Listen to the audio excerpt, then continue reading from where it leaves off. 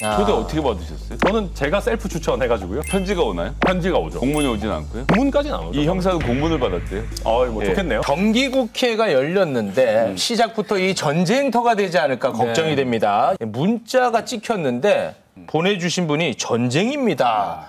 라고 표현을 했습니다. 이제 예고편인 것 같아요. 선거법과 관련한 허위사실 유포이기 때문에 공소시효가 9월이면 이제 곧 끝이 납니다. 9월 9일까지요. 9월 9일이면 끝이 나니까 수사기관 입장에서는 뭐 지금 할 수밖에 없어요. 9월 어쩔 9일 수 전에. 없는 시기다. 네, 그렇죠. 이걸 가지고 정기국회 첫날인데 어떻게 이럴 수가 있냐. 당대표 됐는데 이럴 수 있냐라고 네네. 하시는데 그건 저는 좀 과한 정치적인 해석이라고 보여요. 앞으로도 더 많이 있을 것 같아요. 그때마다 또 정치 공세다 이럴 수는 없잖아요. 예고편 정도? 죄송한데 저는 예고편이라고 겁주는 거예요? 아니, 제가 뭐 윤핵관은 아니니까요. 네. 타이밍을 참 검찰이 공교롭게 잡는다는 말씀 먼저 드려야 되겠고요. 무슨 복잡하게 꼬여있는 문제가 아니에요. 네, 간단합니다. 예, 국토부의 주장은 압박이었고. 협박. 예. 네. 그리고 이재명 의원은 협박이라고 말을 한 네. 건데 그건 내가 보기엔 협박이 아니라 압박 단계인데 당신 협박이라고 했으니까 기소 이렇게 가져가겠다는 것이거든요. 그래서 타이밍도 좋지 않고 수사만큼은 자신 있게 잘할 수 있다라는 생각이신 것 같으니까 저는 누차 말씀드리지만 하고 싶은 수사 빨리 하시고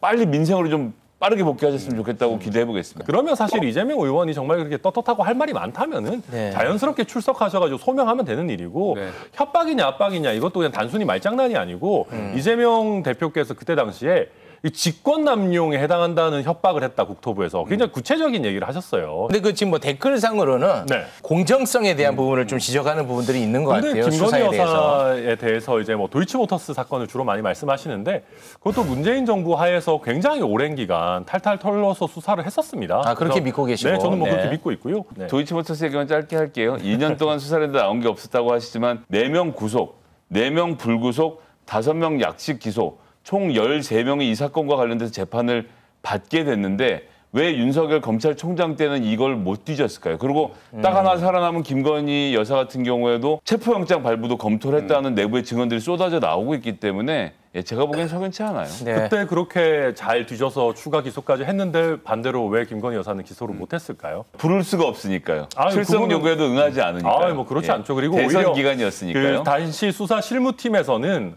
김건희 여사에 대해서도 무혐의를 하려고 했는데 당시 문재인 정부의 검찰 간부들이 이거 무혐의 처분을 막았다라는 내용들도 있기 때문에 지금 3달 지났지 않습니까? 윤석열 정부 들어서. 뭐, 처분하겠죠. 뭐. 그거는 저희가 또 한번 이슈가 될 겁니다. 그때 다루도록 하겠습니다. 대신 말아야 되는데. 정작 어려운 민생 예산은 깎기 바쁘고 대통령실 이전 예산에만 진심인 윤석열 정부는 민생 운운할 자격이 없습니다. 민생 예산 깎고 대통령실 이전 예산에만 진심이다.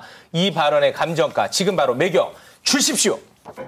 11조 5천억 원, 마이너스 30조 원. 네. 이분들 의외로 재치 있거든요. 포인트 큽니다. 빨리 이유를 네. 듣고 싶습니다. 11조 11조 5천억. 예, 오늘은 재미보다는 좀 정보 전달. 정보로 갑니까? 네. 내년도 복지 예산이 얼마가 늘었는지 아십니까? 늘어난 게 11조 5천억. 복지 예산만요? 복지 예산만. 네. 전체 예산은 저희가 한 5% 정도 늘어나는데 복지 예산은 11.8% 정도 늘어요.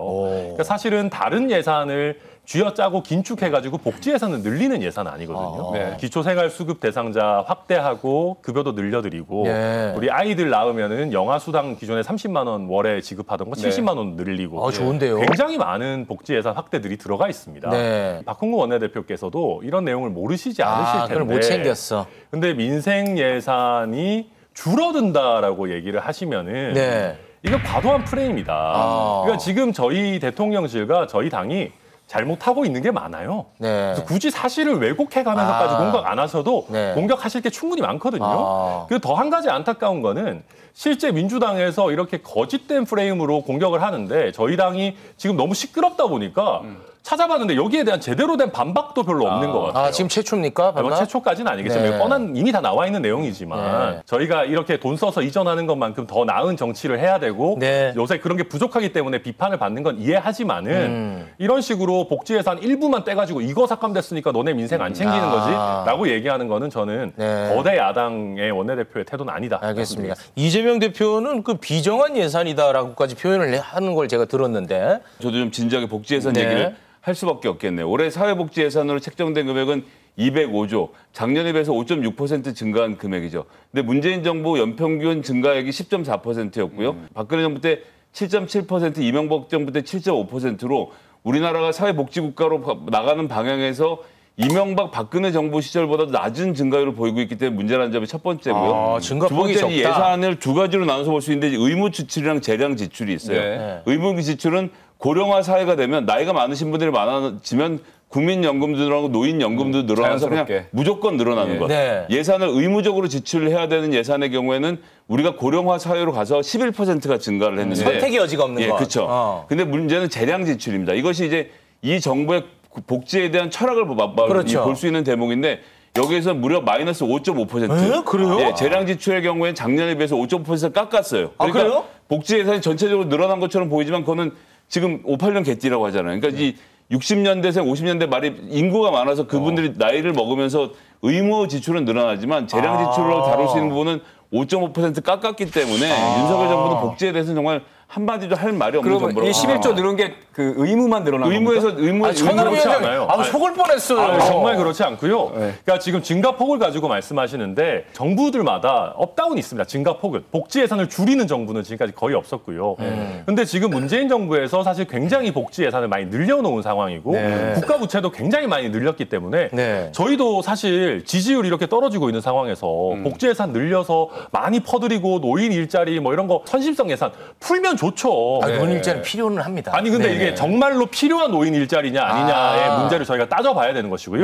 그 노인 일자리 뭐 예산 줄었다라고 하지만 전액 삭감한 게 아니에요. 너무 과도한 부분만 자르는 거기 때문에 국가 부채 많이 물려줘 놓고 저는 할 얘기는 아니라고 그래서 생각합니다. 전가의 보도 마이너스 30조, 5년 동안 3천억 원 이상의 순수익을 올리는 기업 80개한테 30조를 깎아주는, 물론 이제 밑에 작은 기업도 좀 일부 있습니다만 하다못해 삼성전자만 프로젝션을 해봐도 1년에 1조 6천억 원씩 세금을 아낄 수 있는데 이 돈이 과연 낙수 효과로 돌아올 것이냐.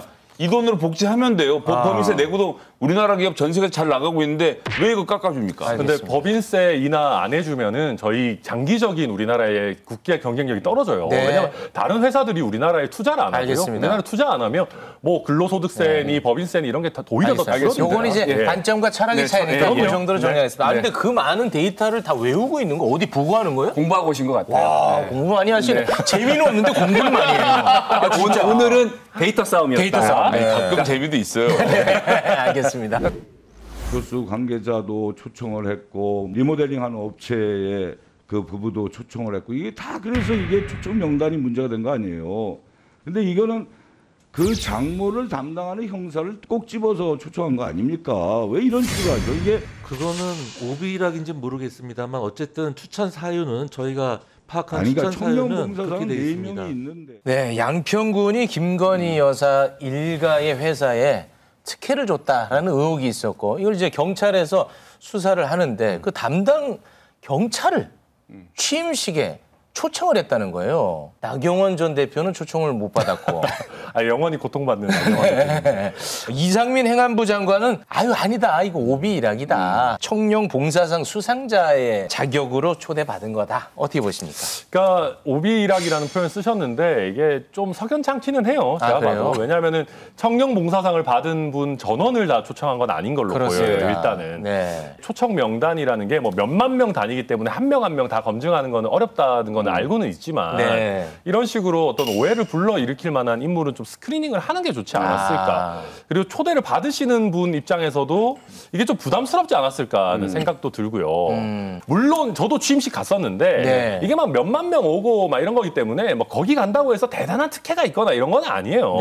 그냥 뭐 더운 날씨에 거기 앉아서 보는 정도 수준인 건데 그럼에도 불구하고 이제 국민들께서 의구심을 가지실 수 있을 만한 부분이니까 조금 세심하지 못했다 저는 그렇게 봅니다. 초대 어떻게 받으셨어요? 저는 제가 셀프 추천해가지고 예, 그럼 뭐 편지가 오나요? 편지가 오죠. 공문이 오진 않고요? 공문까지는 안 오죠. 이 형사는 공문을 받았대요. 뭐 좋겠네요. 행안부부터 시작해서 경찰을 쭉 해서 너 참석하고 공문을 받았다는 거예요. 청룡 봉사상이라서 했습니다.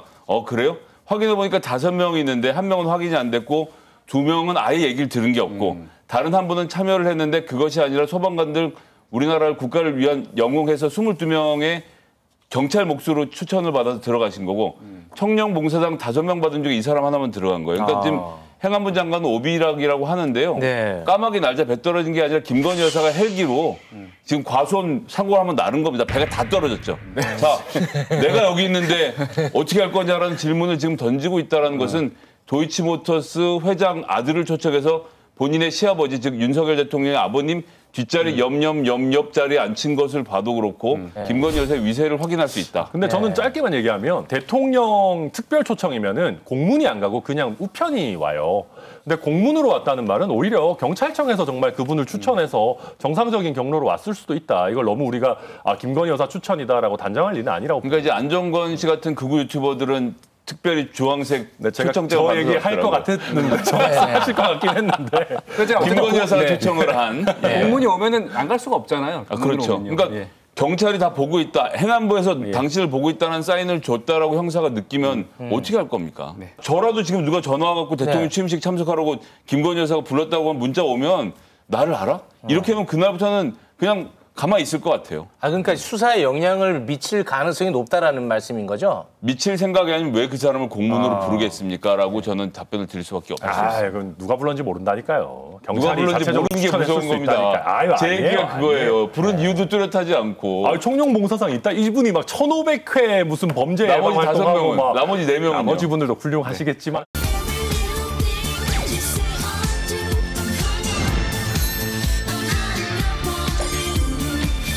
음악이 있는 정치 토크 여의도 음악다방 함께하고 계십니다. 김성희 DJ가 윤석열 대통령 부부에게 띄워드리는 노래를 준비해 왔다고요. 추세군 아무래도 좀 경쾌하게 보내는 게 네. 좋겠죠. 대통령 아유, 보고 경쾌하게 네. 들으시라고 네. 신나게 춤추면서. 아유, 고맙습니다. 유지 큐. 아유, 고맙습니다.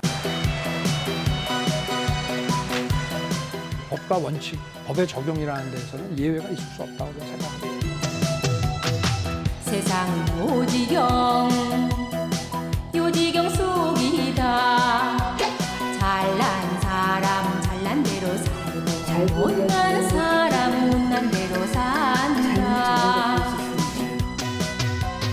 야이야이 아들아 내 말 좀 들어라. 여기도 작아 저기도 작아 작아가 반찬다. 인생 살면 70-80년 화살같이. 성희 소장님. 아니 같이 명절이라고 즐기자면서요. 편집을 제가 하지 않았어요. 좀 성공을 센데. 제가 했을 뿐입니다. 여기서 중심이 되는 잘 단어가 잘랐어요. 예. 짜가 이거예요? 예, 뭐 최근에 있었던 이 국민대 논란들 보시면 알겠지만 논문이요? 예, 국민대 논문 논란 관련돼서도 그렇고 도이치모터스 관련돼서 대통령께서 우리 부인은 위탁 매매했을 뿐 전혀 관계한 바 없다고 말씀하셨는데 김건희 여사 직접 거래하신 것도 드러났고 주가 조작했다는 그분과 5월에 관계가 끝났다고 했는데 6월에도 관계가 있는 게 또 드러났고 이 논문 문제도 마찬가지로 굉장히 문제가 있다. 심지어 블로그에 있는 글까지 점집까지 베꼈다는 얘기가 나오고 있는데 국민대는 문제가 없다고 그러고 경찰도 아유 이거 다 무혐의입니다 하고 싹 지우고 있지 않습니까? 그럼 뭐 이럴 땐 좀 신나게 춤이라도 춰야죠. 네. 화나잖아요. 자, 천하람 위원장님 듣고만 있으면 조금 난감할 것 같은데요. 저희도 긴장을 해야 되는 게 사실 아까 우리 김건희 여사 특검법 이런 얘기 했지만은 지금 저희 출범한 지 4개월 되는 정부의 대통령 가족에 대해서 특검하자 이거는 정치적인 도의를 완전히 어기는 거거든요. 이게 금도를 넘어서는 엄청난 무리수인데 근데 이게 생각하는 것만큼 지금 국민들의 역풍이 안 불고 있어요. 여론에서 민주당을 향해서. 그러니까 저희도 김건희 여사 관련해서 국민들께 추가로 뭐 설명드릴 부분 설명하고 만약에 사과가 필요한 부분이 있다면 깔끔하게 사과해서 이 국면은 빨리 지나가야 된다. 요거 짧게만. 그렇게 봐요. 사과를 할 거면 사과해야 된다. 누가? 아니 뭐 여사님이 하셔야 직접요? 예, 그럼 천하람 DJ는 친 이준석계에서 친 윤계로 지금 환승 중이다. 뭐 이런 이제 의견들이 있는데 윤석열 대통령께 노래 한 곡 띄워드리죠. 네. 아무튼 우리 윤 대통령 부부께서 요 노래를 한번 좀 잘 듣고 유념해 주셨으면 하는 마음에서 충언으로 한번 골라봤습니다. 함께 들어보시죠. 제가 지금 다른 정치인들이 무슨 말을 하고 그 말의 의미가 뭔지를 생각할 만큼 마음의 여유가 없습니다. 네가 원하는 그 말이 뭐야? 내게 말해봐. 네가 무슨 말을 해준다고 나는 날아가. Te quiero. 달콤해서 많이 말렸지. 내 귀에 캔디 꿀처럼 달콤해. 목소리로 부드럽게 날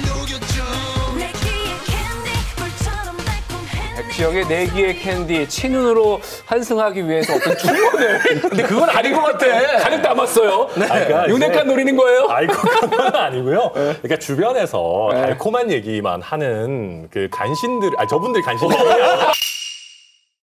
잠깐만. 속에 있는 마음이 봤어. 삐삐삐. 네네네. 하는 그런 분들을 이제 멀리 하셔야 된다. 오히려 이제 쓴소리 하는 분들을 좀 가까이 하시는 게 좋다. 천하람 DJ 같은. 그렇죠. 쓴소리도 좀 경청해 주셨으면 좋겠다. 지금도 물론 듣고 계시겠지만 조금 더 이제 많이 들으셨으면 좋겠다. 이런 취지. 뭐 소위 말하는 저 극우 유튜버 뭐 이런 분들 얘기하는 건가요? 그러니까 실제로 예를 들면 저희 당 소속으로 나가는 패널이나 아니면은 뭐 유튜버나 이런 분들도 보면 사실 저희가 잘못한 부분인데도 무작정 편드는 분들이 계세요. 그런 분들 얘기보다는 오히려 좀 우리 편의 잘못들을 겸하게 인정하는 얘기들을 좀 많이 들으셔야 우리 대통령 지지율도 순항하고 우리 당도 총선에서 또 승리할 수 있지 않겠느냐. 알겠습니다.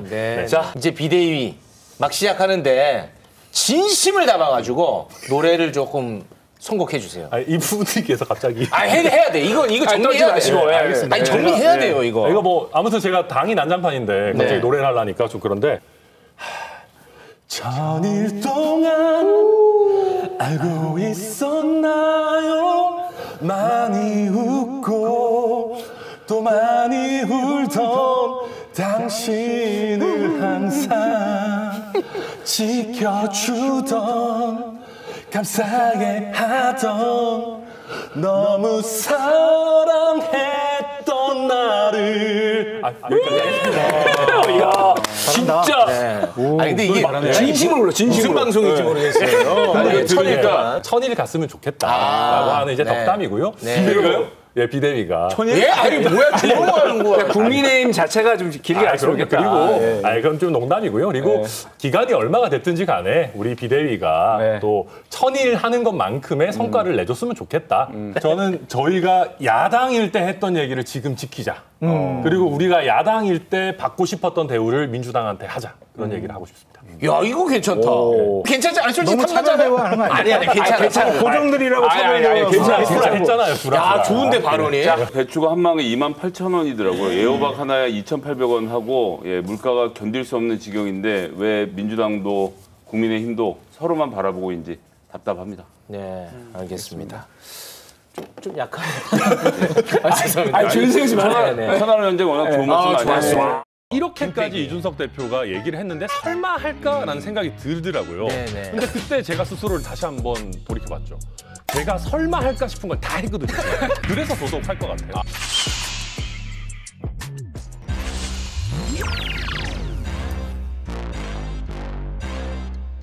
역사적으로 또 이제 몇 달간 살펴보시면은 대통령이 출국하시거나 어디 가시면은 그때 꼭 그때 일을 벌입니다. 사람들이. 제명 시나리오 이런 거 가동해가지고 그래가지고 당원이 아닌데요 이제 이렇게 갈 것 같아요.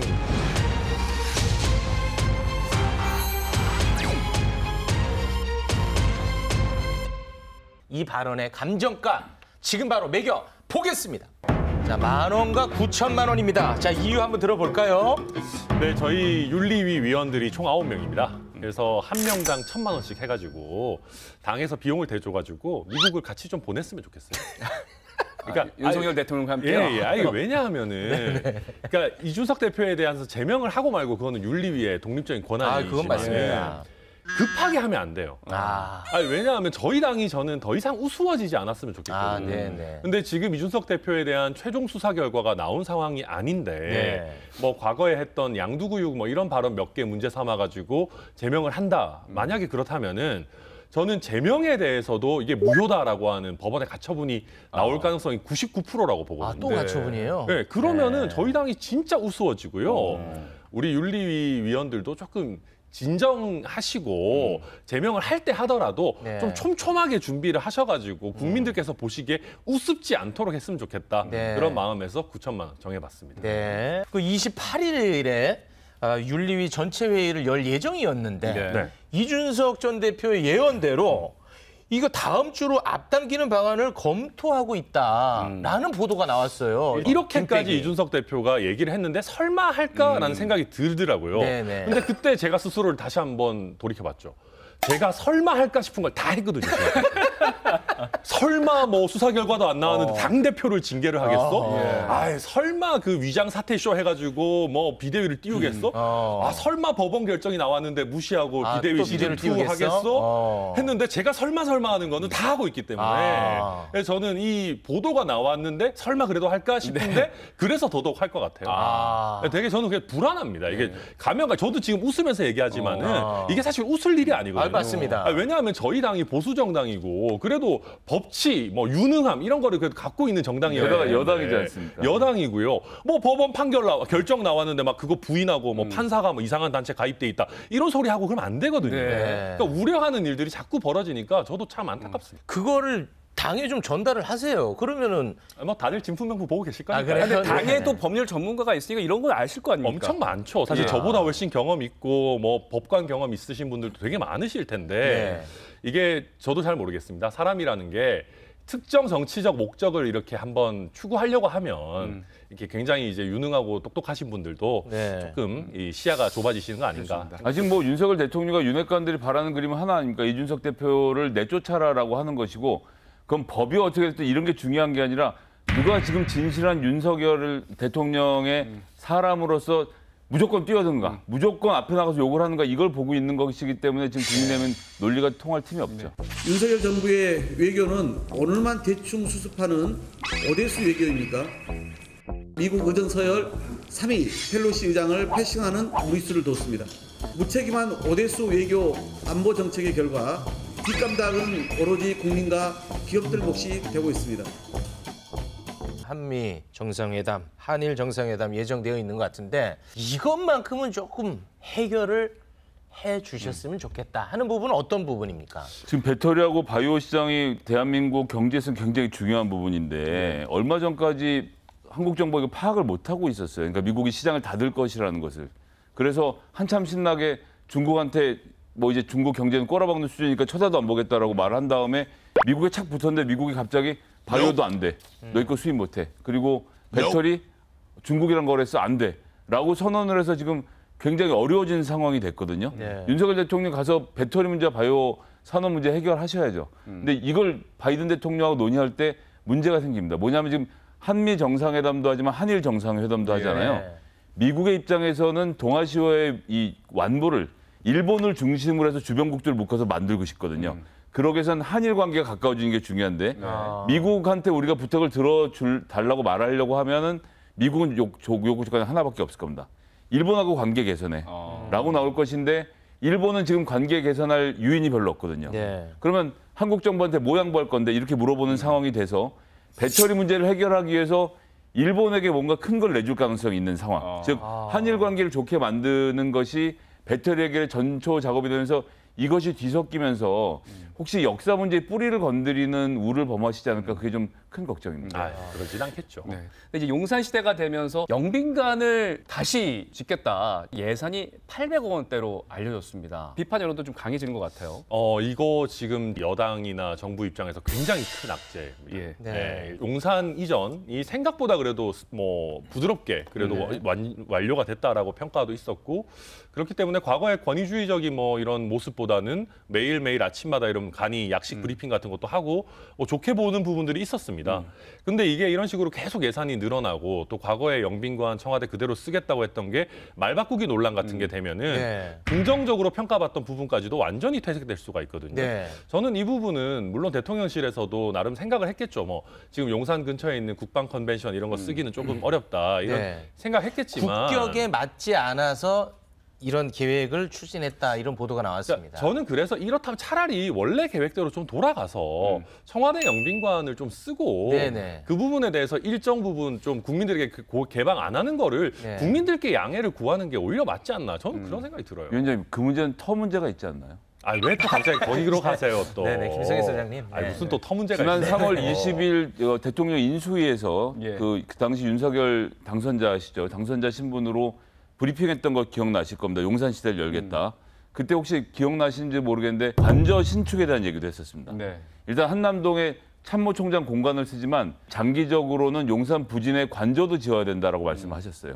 그 영빈관으로 끝나지가 않습니다. 생각해 보시면 전쟁 등 급박한 위기 상황에서 관저하고 벙커의 거리가 차 타고 5분, 10분 이렇게 되면 이게 국가 보안에 큰 문제가 생기거든요. 그래서 그 당시에도 한남동 공간을 임시 관저로 하면서 5년 안에 용산 부지에다 관저를 짓겠다는 계획을 대통령께서 직접 발표를 하셨었어요. 그래서 영빈관 하나로 끝나지 않고 그 옆에 또 관저가 들어와야 되는 상황이 만들어지고 있는 데다가 다음 정부나 그 다음 정부엔 세종시로도 내려갈 수도 있는데 굳이 이렇게 수많은 비용을 들어가면서 하셔야 되는지 저는 천하람 위원장님 제안처럼 지금 있는 청와대 영빈관 사용하시는 것도 좀 적극적으로 검토를 해주셨으면 좋겠습니다. 경찰에 물어보셨죠?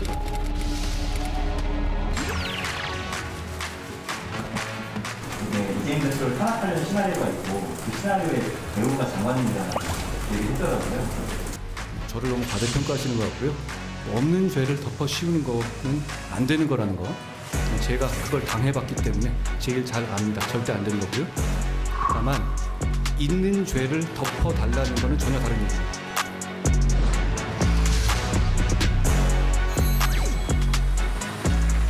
이재명 탄압 시나리오 내가 당해봤기 때문에 아는데 덮어 씌우는 건 절대 안 된다. 이 발언의 감정가 지금 바로 매겨 주십시오. 48,000원, 12,000원입니다. 자, 이유 한번 들어볼까요? 네. 사실 이거는 제가 감정가 중에 플랜 B였습니다. 저는 감정가도 플랜 B를 갖고 다닙니다. 근데 저희 당은 왜 비대위 졌을 때 플랜 B? 얘기 좀 그만해. 네. 왜 그러냐면은 사법부가요 쉽게 매수되지 않습니다. 이준석 대표 가처분 사건만 봐도 안 그렇습니까? 사실 집권 여당이 지금 사활을 걸고 있는 사건인데도 재판부는 본인의 소신에 따라서 결정을 하는 것이거든요.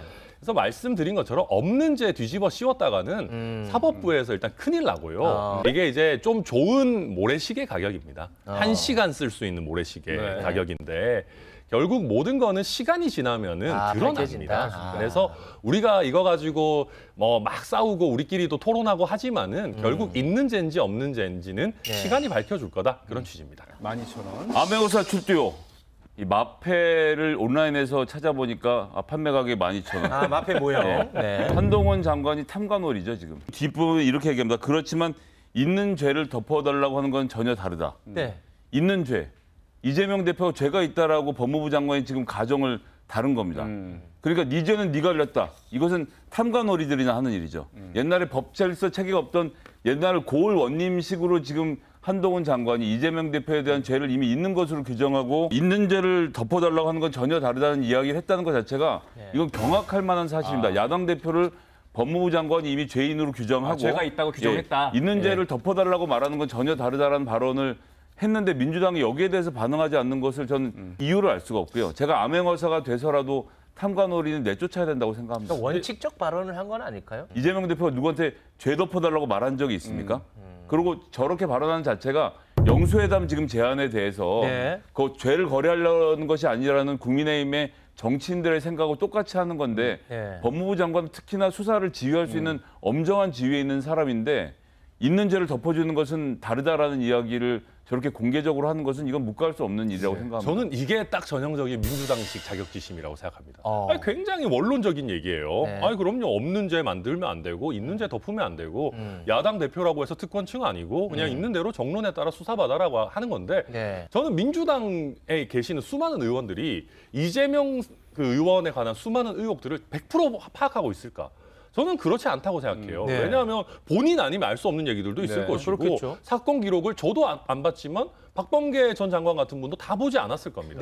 그런 상황에서 야당 대표에 대해서 어떻게 수사하냐, 이거 뭐 야당 탄압이다, 정치적인 수사다, 이게 방어막 치는 거 아니고 도대체 뭡니까? 그래서는 안 된다는 거죠. 지금 야당이 발언하는 것을 제외하고 국민의힘이나 혹은 검찰, 경찰이 수사에 애로를 겪고 있는 게 있습니까? 민주당이 수사를 방해하나요?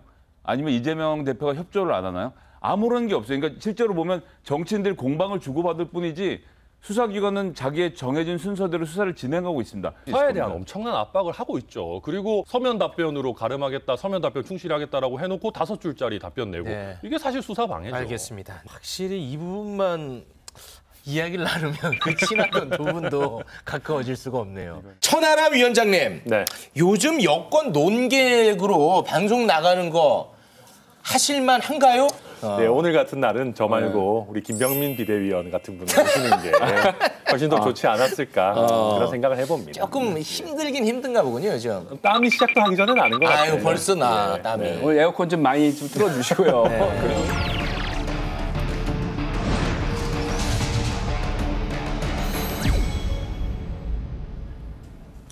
네, 윤석열 대통령의 비서고 논란.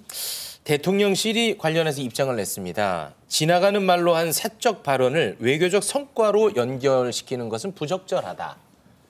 이 발언의 감정가 지금 바로 매겨 주십시오. 1,547만 원대 3,333만 3,433만 아니, 뭐 파입니까, 3,333달러. 예, 죄송합니다. 네네네. 너무 아이고, 길게 적다 보니까 뭐예요, 당황했어요. 이거? 뭐예요? 윤석열 대통령이 이번에 더 글로벌 펀드에 가서 3년 동안 앞으로 3년 동안 1억 달러, 즉 우리 돈으로 대략 1,400억 정도를 이 글로벌 펀드에 기부하시겠다고 했습니다. 1년에 3,333만 3,333 달러씩을 내는 거예요. 그럼 이 돈을 어디다 쓰느냐? 에이즈, 결핵, 말라리아 등 전 세계인들이 함께 고통받고 있는 질병을 퇴치하기 위해서 많은 사람들이 돈을 냅니다. 저기서 바이든 대통령이 다른 나라들이 200억 불씩 낼 때마다 미국이 100억 불씩 내겠습니다. 미국 입장에서 굉장히 통 크게 선언을 한 거예요. 그렇죠. 우리는 1억 불인데 거기 그렇게 100억 불이 넘어가니까요. 그걸 보고 이제 대통령이 저거 의회에서 승인 안 해주면 어떻게 하려고 저 창피를 당하려고 그러냐 했는데 그 얘기를 들은 지금 미국 의회 사람들과 정치인들은 굉장히 화가 났을 거라 이 큰 돈을 쓰고도 생색을 못 내게 됐다. 네, 너무 안타까운 마음입니다. 그래서 이 돈은 그냥 날아간 돈이다 이렇게 보신다는 거예요? 내긴 내지만 그 이제 효과가 없다. 네, 효과가 없죠. 사람들이 뭐라고 생각하겠어요. 네네네. 일단 1,547만 원이 뭐냐 하면요. 미국 뉴욕항에서 우리나라 부산항까지 컨테이너를 운송할 때 드는 비용입니다. 컨테이너 하나? 네, 컨테이너 하나 운송할 때 드는 비용인데요. 그건 또 어떻게 알았어요? 그 한국무역무수협회 이런 데 들어가요. 근데 참 열심히죠. 지금 이 외교팀 이쯤 되면은요. 항공권 다 취소하고 다 같이 컨테이너에 들어가셔가지고 타고 오셔야 돼요. 너무 가혹하시다. 물론 열심히 네. 준비하셨고 네, 고생하셨겠죠, 현지에서. 근데 이 대통령의 이런 불행한 발언은 엎질러진 물입니다. 엎질러진 물인데 국민들께서 또 국제사회에서 보시기에 더 중요한 거는 그 후속 대응이에요. 여기서 이 뭐 사적인 발언이다? 네. 대통령이 사적 발언이 어디 있습니까? 대통령은 누구 한 명이라도 있는 자리에서 발언하시면은 공적 발언입니다. 이 사람이 말을 옮길 수도 있는 것이고요. 우리나라의 궁극의 공인 아니겠습니까? 그런데다가 지금 이렇게 공개된 회담 장소고 충분히 카메라들도 들어와 있는 장소, 또 외교부 장관에게 하는 발언은 누가 봐도 공적인 발언입니다. 이런 식으로 어떤 발언의 의미를 애써 축소하고 잘못을 인정하지 않는 태도를 보일 게 아니고 솔직하게 이 부분을 얘기하고 사실 국민들이 얼마나 충격을 받으셨겠어요. 그렇다면 충격받은 우리 국민들한테 좀 빨리 어떤 메시지를 내가지고 달래기도 하고 뭐 달랜다는 표현이 좀 적절한지 모르겠습니다만 충격을 완화시켜드리기도 하고 국제사회에다가도 빨리 유감 메시지를 내가지고 이 논란이 확대되는 걸 막아야 되거든요. 근데 지금 오늘 하루 종일 뭐 하고 있는 겁니까? 애써 의미를 축소하려고 하다가 오히려 외신에까지 뉴스가 더 확대 재생산되고 있어요. 저는 그렇다면은 우리 참모진들이 더더욱 이거는 더 좀 각성해야 된다 그런 말씀드리겠습니다. 저렇게까지 해버리니까 김성애 소장님이 할 게 없네요. 네, 그러네요. 네네네. 많이 하셨어요, 벌써. 위원장님 말씀이 다 맞는 걸로. 대통령이 해외 순방은 뭐 국가를 이제 대표해서 가는 건데 조금 그 엄중함을 조금 모르는 거 아니냐.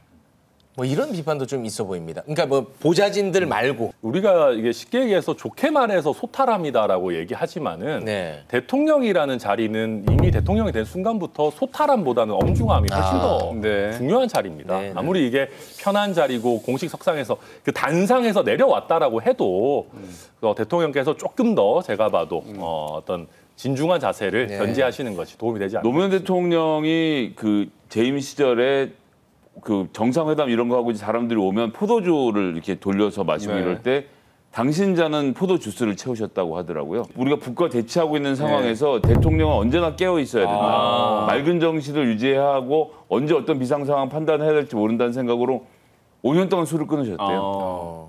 막걸리 한 잔씩 하시는 모습도 우리가 그 뒤에 많이 봤는데 그럴 만큼 엄중한 자리이고 하루 24시간이 대통령에겐 다 소중한 시간임을 좀 알아주셨으면 좋겠습니다. 네, 알겠습니다. 이게 한미 관계에 안 좋은 영향을 끼치게 되는 거 아니냐 이런 걱정들 많더라고요. 우리 또 의회 협조가 또 예. 필요한 부분이 있잖아요. 그럼요. 특히 네. 이제 미국 같은 경우에는 실질적으로 행정부가 결정하더라도 의회에서 동의를 해줘야지만 네네네. 집행 가능한 부분들이 굉장히 넓거든요. 네네네. 최근에 우리나라 국익과 관련해서도 미국 의회에 대해서 뭐 사실상의 로비를 우리 정부가 해야 되는 일들이 네. 적지 않습니다. 네네. 그렇다면 이게 굉장히 좀 껄끄러운 관계가 될 수가 있고요. 미국 네티즌들은 심지어 그래 우리 의회 나쁜 놈들 맞아 뭐 이렇게도 댓글을 달고 있답니다.